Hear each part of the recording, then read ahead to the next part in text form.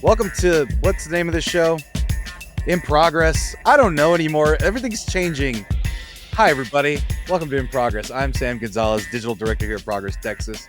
You can tell by the tone of my voice, it's already going to be a fun one. And joining me, we have this episode is Tatum Owens, our utility belt. I'm not going to learn her new title. It sounds disrespectful, but utility belt. Tatum, what's your title? One more time. Give it to them. And the audience, maybe they know by now, Advocacy and Development Coordinator. Happy to be here. Thank you, Sam. I want it to be a thing where they're in their cars driving and then they respond back with, what's your position, Tatum? And they all say it in unison. It's call and response. Yeah. Exactly. And also you heard the voice right now. Our very own advocacy manager, Reagan Stone. It's 2 words. Welcome, everybody. Yeah, Reagan Stone being here. Good day to you. And whenever you're listening to this, so we are. It's Friday morning or afternoon. It's morning for me. But yeah, it's Friday afternoon, and we are in the midst of a very, very, let's just say, spicy political climate right now.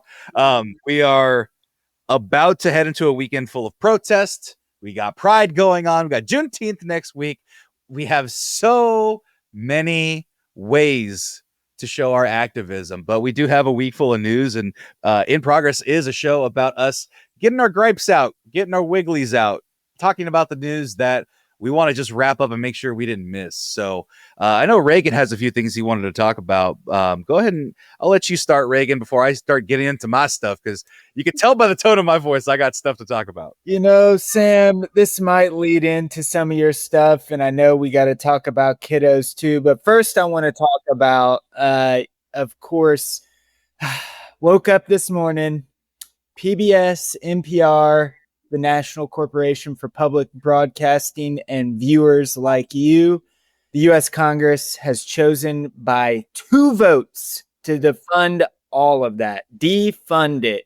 I believe it's like, I don't know, $1.50, maybe $2 a year every citizen puts in, and we get, everything from amazing broadcasts like American Experience or Ken Burns movies, and we get the news hour with people like I'm thinking of like folks like Gwen Ifill, like a decade ago, telling us how it is.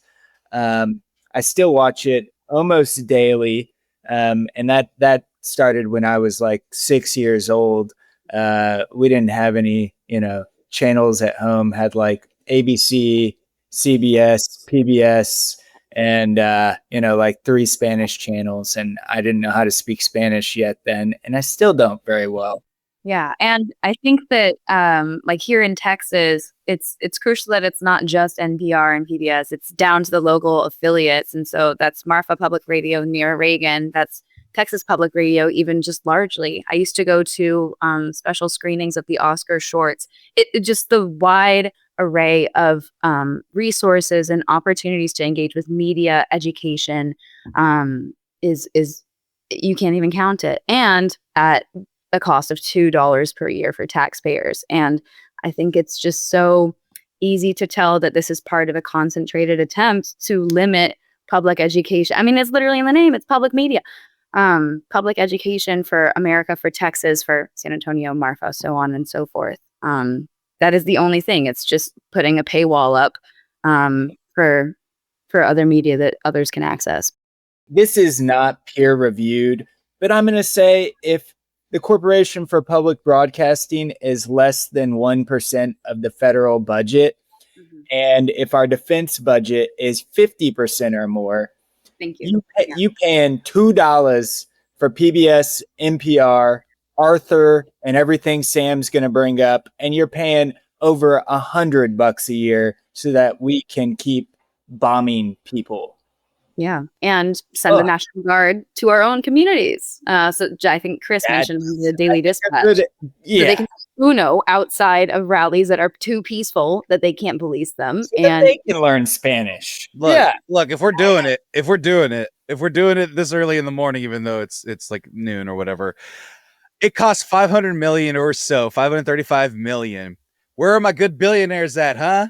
That's pocket change. Fund PBS by yourself. You would be considered a god among men. You'd be the next Rockefeller. These are Rockefellers. Yeah, you'd be the next Rockefeller. And that guy wasn't cool. He just made a theater, and people thought he was cool because he made a theater. You could, God, you guys suck at PR. God, how billionaires suck so bad at everything. There's a bunch of dorks. There are a bunch of dorks that don't understand. But here's the thing. I'm going to go into a little bit of burying the lead here about what's going on in the country right now. But one, how are you going to get rid of the Krat brothers? They teach you about aminals. I had Kratz creatures, then Zaboomafoo. Then they got old, and so they turned them into cartoons.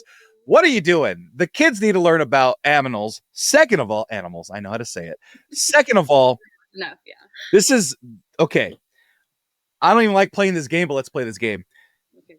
The whole narrative of the right is that immigrant children, people that come from Mexico and other places, they want them to become like Americans, quote unquote. They want them to speak English. They want them to be a part of the culture. PBS, Sesame Street is literally, anecdotally, and I think also scientifically, one of the best ways children learn English. Yeah. They learn English using PBS. So you want to talk forget all the intricacies of becoming American, quote unquote. Just learning English. Just for children to participate in school, if they're before the age of 5, before they're in school, they're watching Sesame Street, learning how to speak English, learning like how to be a nice person, how community works. They're learning all sorts of valuable things, and you're going to defund that. The one thing you ask and want of immigrant children, you want them to play all these identity politics of being the right one and the good one, and you won't give them the resources to even do that. Yeah. What do you? So you going to leave them out to dry? It's illegal to be a nice person now, Sam. I'm sorry. That law just I'm looking at the show listings for PBS Kids. Yeah. Arthur, Music, Cat in the Hat, Clifford the Big Red Dog, Curious George, Daniel Tiger. Yeah, Clifford the Big Red Dog. Daniel Tiger, which is Mr. Rogers spinoff. It's in the same universe. Which is funny that I say that. It's a funny thing to say. Molly of Denali. I don't know, but it looks like a native of some sort in a cartoon form. That's cool. Science Girl, Sci Girls, Sid the Science Kid, Skillsville. All these things teaching people and children how to exist in this crazy world, and they're just gonna get rid of it. Fuck you. Mm-hmm. God, you guys suck. And the fact that Abbott was one of the integral players of this because he held off the replacement of the representative in Houston. Can someone remind me of the name? Sylvester Turner.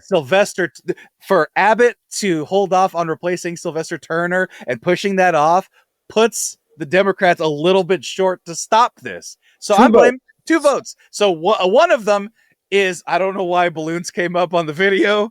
That's hilarious. You'll see it if you watch the video, if there is video, if it's on TikTok.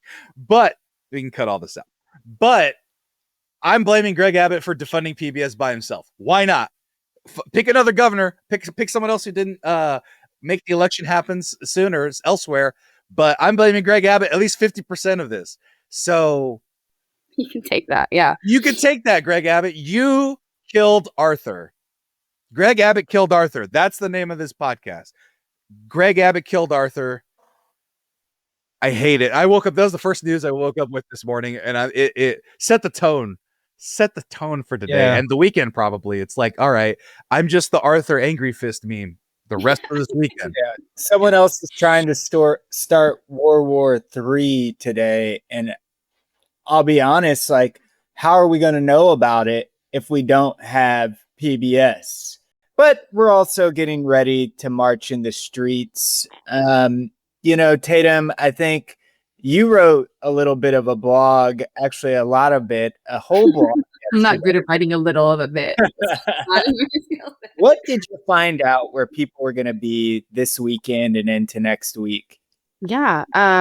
So I saw, similar to Sam, I think Sam described it as inescapable. Like, I couldn't go on social media this week without seeing anything relating to like the anti-ICE protests, for better or for worse, like really harsh images, and also videos of lots of collective power, direct action, stopping abductions. And so just lots of emotion, trying to be human and not get desensitized to everything I'm seeing on my screen. And also, I'm in San Antonio. I've grown up here. I'm lucky to be back here, and I'm hoping to go to one of the events. You ask about where they're happening, what's happening. There's no King's Day events that are coinciding with the deployment of our National Guard and ICE and deputized local law enforcement. Thank you so much, Texas legislature, for making it even easier to police our local communities. On this Saturday, June 14th. Today's the 13th. So then, yeah, the 14th tomorrow is King's Day. Yeah, the pianos are playing. Trump's 150th birthday, the great dictator. Yeah. How long has he been president again? Like a few weeks. A few weeks is accurate, but feels like a lie. Mm-hmm. So across the state of Texas, across the country, people are going to be showing up on the streets, knowing their rights, looking at posts like from Common Cause Texas and just their local nonprofits, especially ACLU. Texas is a great resource on knowing your rights, what to wear to a protest, even because these things are important. We live in a surveillance state where, like Peter Thiel wants you to be tracked pretty much everywhere you go. And so, if you end up attending any of these protests, it's good to just review certain practices, like what to do with your phone. It's good to leave it behind if you can, or if you do take it, keep it in the unlocked state. That's turning it all the way off, turning it back on, and not unlocking it, because Face ID, fun thing, can be used against you. If you have that unlocked on your phone or built into your phone, police can hold it up to your face and go through your phone. Because who needs a warrant or due process nowadays? It is suggested that you turn off your biometrics, which means your Face ID and your thumbprint ID, if your phone still has that in the year 2025. So the gist of it is, we are all emotionally charged. And it is our responsibility here at Progress Texas to say, yes, we are too. We're not even in the middle. We're not even done with this podcast right now, and it's going to get even more charged. But we have to not fall into a trap. We have to be safe. We have to be good, upstanding citizens that are using their God-given, I'll just say that, and also government-given right to protest. So both of those things can be true. You can protest like hell.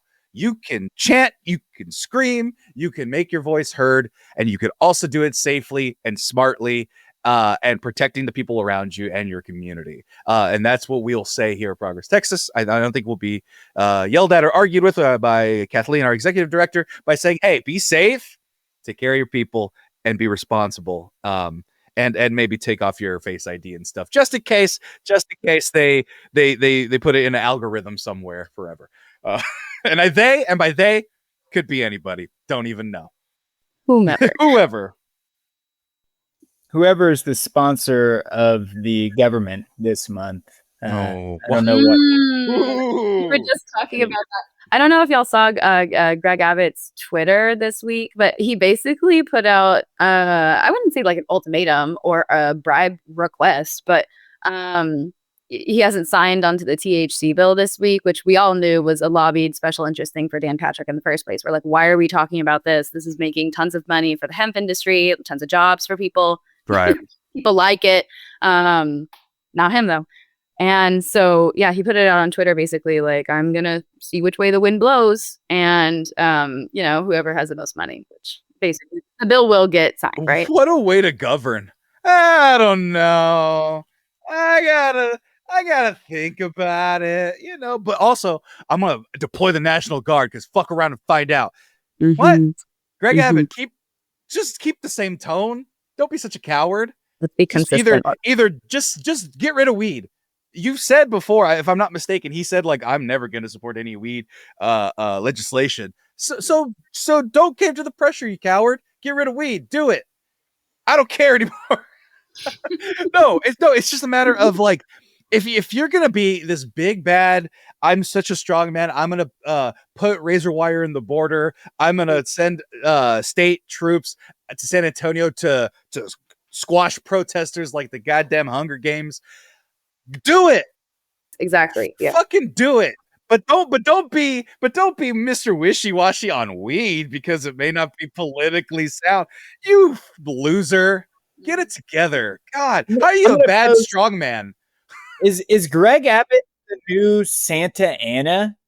I mean, we're talking Texas history here, and I know, Sam, you didn't have the full Texas history, but talking about a small number of protesters being at the Alamo, and then a large number of very armed troops. Of course, we're not just talking cannonballs like come and take it type stuff right now. We're talking, whatever the M16 is of today, carrying around that. Of course, they were playing card games. I'm guessing they had card games 200 plus years ago as well. But I mean, Governor Abbott and Santa Ana have such a strong correlation this week. And I bet that would grind his gears. I think it would too. Progress Texas podcasting director Chris Mosier here. Independent, public, fact-based media is under direct attack by the Trump administration and congressional Republicans. Why? Because we dare to speak truth to power. We don't fire our staff members for expressing their own views. We don't shy away from what's really happening out of fear. As we all know, information is power, and once the truth is silenced, we're all powerless. Progress Texas relies on funding from our listeners and viewers to keep shining a light on the truth in Texas. If you've come to rely on Progress Texas, please support us. We don't do subscriptions or paywalls because the media we produce is important for everyone to be able to see and hear, but it can't continue without you. Please become a regular, sustaining monthly supporter of Progress Texas right now at progresstexas.org/donate. I also think it's so interesting, talking about Texas history, which is also defunded and taught by coaches in our classroom. I don't know. Actually, Sam, this is interesting. I don't know if this is the case for the California classroom, public school classroom at that. Texas loves to have its Texas history, U.S. history taught by coaches because the requirements for teaching these history, you don't need that many credentials. And I support our public school teachers, but at the same time, I can speak from my experience, and I had a coach for my 7th grade Texas history class. One, he was like kind of terrifying. He had this like huge mustache, and the power went out one time, and he had a like pink eye at the time. Why was he at school? Wow, this is a very loaded scenario, but I'm already terrified. What is going on? But I mean, I just don't even know that I got a single specific lecture. It was just like hit the textbook, which fair enough. People should be doing that in the face of is so much AI cheating prevalent in our school systems already, only a year in. And Texas makes the school books for most of the nation, and they probably exactly. So Nina gets left behind. Why? I think I actually did mention it. And we are so inside baseball right now with the way public schools work in Texas. So I apologize if we're leaving some of you behind, but we're gonna ground it again. Speaking of California, just going back to California public schools. No, we had missions. We have like 13, 14 missions, 15 missions. Yeah. And we had to learn about them and then make them out of paper mache. So we had our own Alamo-esque style education thing in 4th grade that we had to do. But speaking of California, you know what? I kind of avoided mentioning it. But for those of you out there who are listening, I'm the digital director here at Progress Texas, and I'm in California now. I live here. And the reason I did that, well, one, I have a beautiful girlfriend that was here and not over in Texas. But just so I can make it very clear, we moved to have a family. Like I moved to California to make sure that if my partner and I were to start a family and have a baby and whatnot, that they would have all the protections needed for abortion access, healthcare, everything at demand, essentially, because I don't want anything bad to happen to her. And I would never put her in a situation where she was in Texas. And if you're like, wow, that's pretty cool. It's not. I would have really, really, really have liked to have a chance to maybe have her be in Texas for a little bit, but it was too unsafe. Uninhabitable. And then, I know. And so they lost 2 people with, degrees. She has a master's, and we're not going to be providing anything in terms of like direct Texas benefit other than me still working for Progress Texas, of course. And because I still care about Texas, 3 out of my 4 grandparents are from Texas. Texas is in my heart.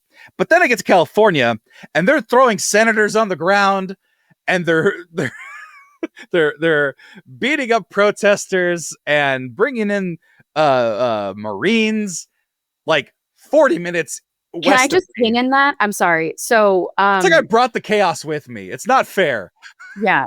You mentioned the Marines, and part of the whole No King's Day this weekend is because it's Flag Day. And so Trump is trying to make a whole thing of it. And there was this ceremony, 250th anniversary of the Army, I think is what brought. That's the real thing. Yeah, the real thing. And so this was down in Fort Bragg. Trump gathered the troops and pre-screened the people that were going to show up behind him. One of the things was basically no fatties was the thing. Wow. Yeah, exactly. It was like has to be fit, and specifically, I remember the word fat was in there. I was like, okay, so like we've got this catered image already. Back to 2002, baby. Exactly. He wants them skinty. And so political affiliation is the top line of that, though. So he had people that leaned in his extremist line, aligned with his extremist views, and put them behind him. And this led to a situation where what should have been just a normal ceremony to commemorate, so many years of the country and military service became a partisan speech for Trump to bully Gavin Newsom and another state leader as well. And that led to the group of military members behind him booing these leaders. Go watch it because it's a chilling image. Like that should not be allowed. In uniform And together. It evokes Nazi images for sure. I'll just say that. But military.com was the one that reported on it. And so it's coming straight from the source. They were like, this is crazy. This is unprecedented. Hey, it feel like it should towards authoritarianism stuff and authoritarianism stuff. That's what we live in now. So, but got some truth there. This ain't no conspiracy podcast now. Right? That actually happened. And speaking of Gavin Newsom, California, people actually, I actually got asked by the entire Progress Texas crew about Gavin Newsom. And I know a lot of Texans don't understand it because half of Texans, the Republican side of Texans, go, that communist that lets all the homeless on the street, and he's bad for the state, and he hates America, and he's a part of California, and don't California my Texas. And they're just they hate him. They don't like the guy. And the other half is like, that man confuses me because in one breath, and actually this is kind of California's too. In one breath, he's platforming Charlie Kirk and Steve Bannon on his podcast for some reason. Going on their podcast, yeah. Right.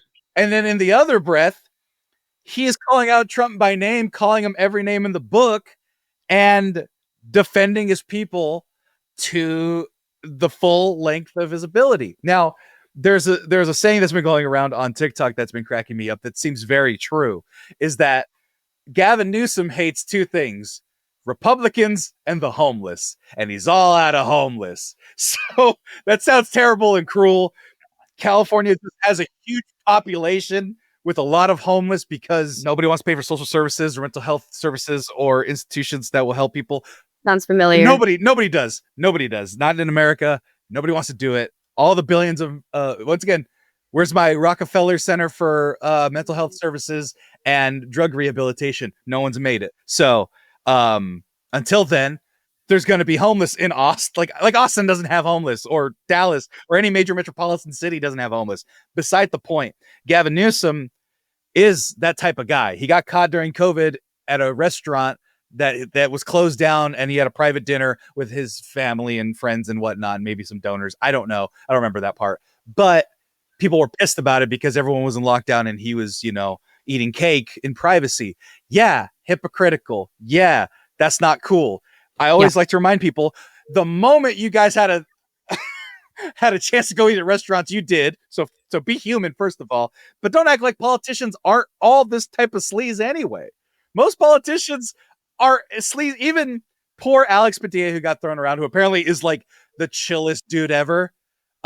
People I know who've worked with them, chillest guy ever. Like, not a problem.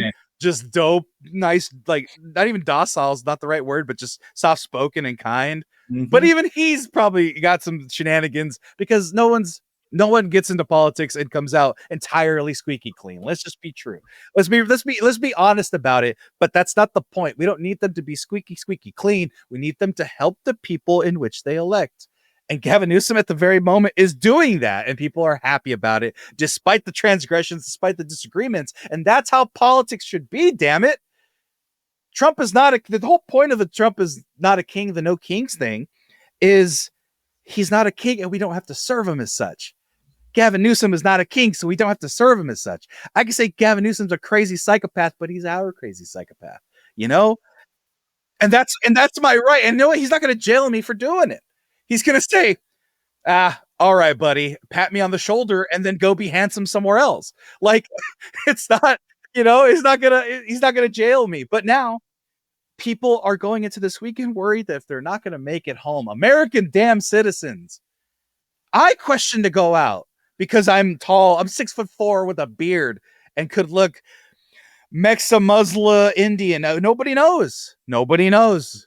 And I don't want to chance potentially someone not knowing and sending my ass to goddamn TJ, and I got to make my way back, which I could because I'm a full citizen, just a third generation citizen. But that's a concern that people have because you're talking about TJ Maxx or somewhere. No, Tijuana, Mexico. Okay, gotcha. I thought. Sorry. I didn't know. Sorry. Oh, Texans, don't miss me with your so many acronyms. RGV, DFW, there's NASA. I don't know. I'm just kidding. But the idea being that we're trying to make this place better. People are fighting. People are suing. People are protesting. People are doing everything that they can to make this country what we were promised, which was a land of the free and the home of the brave. That's the one. Liberty and justice for all.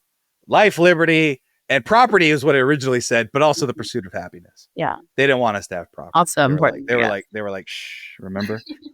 But anyway, that's all we're trying to do. And so if you're going to be out there, just be safe.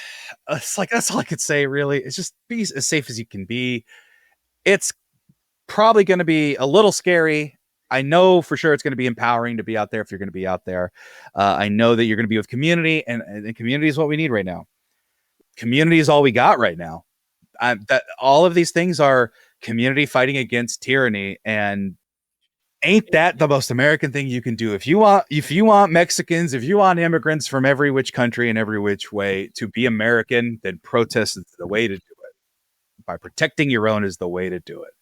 And so be sure that you're out there being as American as you can be out there. So that's all I got to say. Anybody else have any other thoughts? It's been a hell of a week. Yeah, it has been a week. I will have my closing thought and agree with you in that civil discourse and protesting and making your voice heard is American. There's no messaging or flashiness that needs to be with that. Don't let anybody tell you different. I guess I'll just add that we already mentioned there's a blog on the Progress Texas website on upcoming events, resources. Again, click on it to know your rights, what to wear to a protest if you choose to go. And like Sam said, just be safe and thank y'all. Yeah. You're the one that makes it go. Not only for America, but for us too. So thank you for supporting Progress Texas. Thank you for listening to our podcast. Thank you for donating at progresstexas.org on the donate button sign where you see it. Thank you for going to progresstexas.org and clicking on our merch and buying our merch. I'm wearing some right now. Humans Because Ted Cruz. I'll show you that we have some Pride merch. There's Pride stickers, Y'all Means All stuff that Sam and Haley designed. They're also very talented in graphic design. It's their passion. And so you can check that out on our merch site as well. And just know that it's not just for Pride Month. It's there year round because we care about our LGBTQ plus community. Also, if we don't record because of the way things work, happy Juneteenth if we don't get to say it to you. Who knows what next week's going to be like? But a week ago, the boys were fighting. A week ago, Elon and Trump were at each other's throat. And this week is a completely different world. So we hope that the world that we see you in next week is peaceful and full of love and full of safety for you all. I'm Sam Gonzalez, Digital Director of Progress Texas, passing it to one of you guys. Do your outro. I'm Reagan Stone with Progress Texas Advocacy Manager, wishing you a beautiful week. Get outside, breathe some fresh air, y'all. Hug a tree. Go talk to somebody. And I'm Tatum on the way out. Happy Friday, happy Saturday, and protest rights are your constitutional rights, so go be safe. Absolutely. And one last final thank you to everybody who came to our 50th anniversary. That happened earlier this week. We will see you at the next anniversary party. If we all make it, which we definitely will, thanks to viewers like you. And in the immortal words of Arthur Reed from PBS, having fun isn't hard when you've got a library card. Amen.